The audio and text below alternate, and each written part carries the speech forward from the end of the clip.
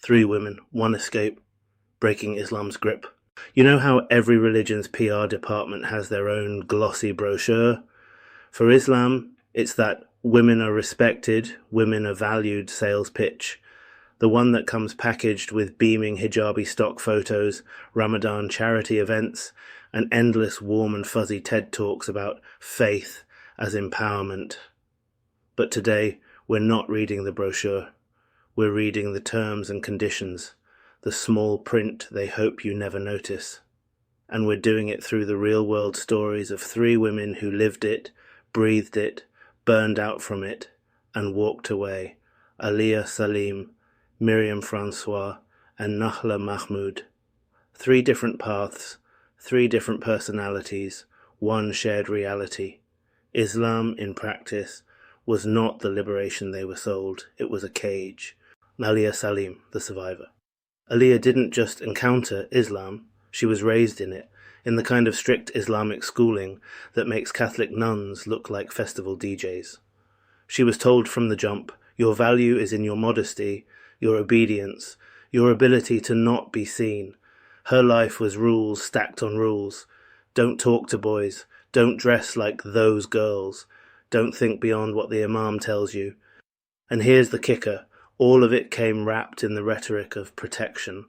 Like every oppressive system, they'll tell you the leash is really a safety harness. By 19, Aliyah had hit breaking point.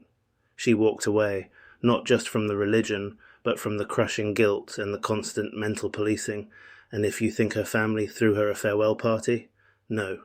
She stepped into the cold reality every apostate knows: isolation, smear campaigns, being cast as never really Muslim. But here's where she turns the knife. She co-founds Faith to Faithless, a lifeline for people walking away from religion, giving them what she never had: community, resources, a sense of not being insane for wanting autonomy. Myriam François, the convert. Now let's talk about Myriam, the white British woman who chose Islam. Early 20s, curious mind, full of idealism. She saw Islam through the convert lens, the romantic, intellectual pitch. She liked the emphasis on discipline, the sense of belonging, and at first it worked. She wore the hijab, she absorbed the lifestyle, she got called sister and felt embraced. But there's a dirty little secret about religious sisterhoods.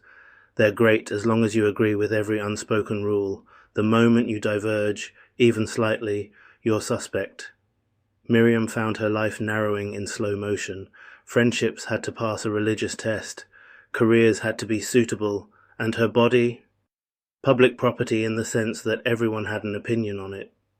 Eventually she hit her own wall. She stepped away, removed the hijab, and reclaimed her space as her own.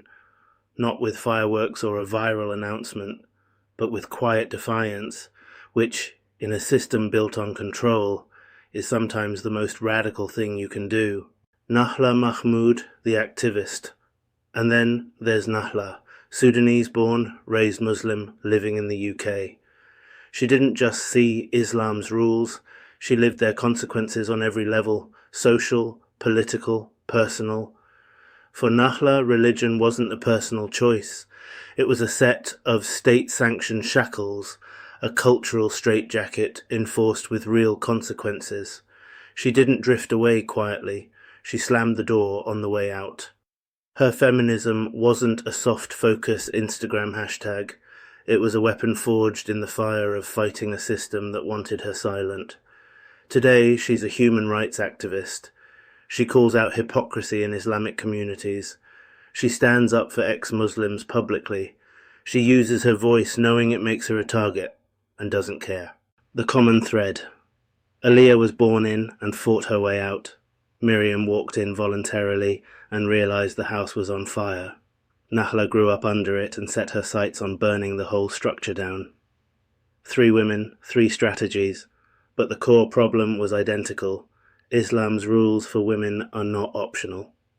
They're not suggestions. They're commandments, and they don't just dictate behavior. They colonize your mind. Whether you're in a London mosque, a Sudanese household, or an Islamic school in the UK, the formula is the same.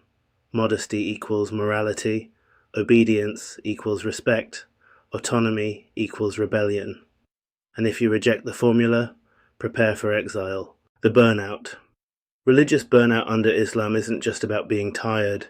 It's about carrying a constant mental load. Every thought is a potential sin. Every outfit, every friend, every conversation has to pass a moral purity test. Aliyah's burnout was academic and social, years in environments where curiosity was a liability.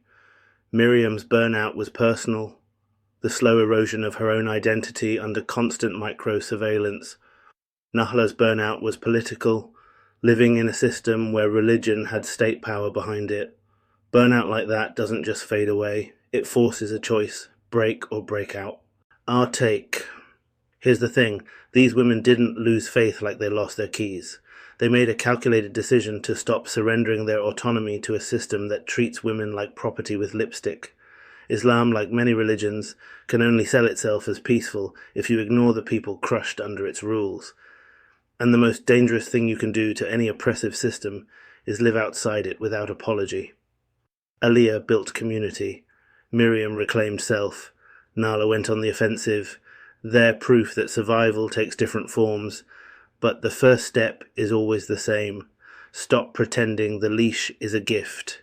If Islam is truly a religion of peace, it should be able to handle women saying no.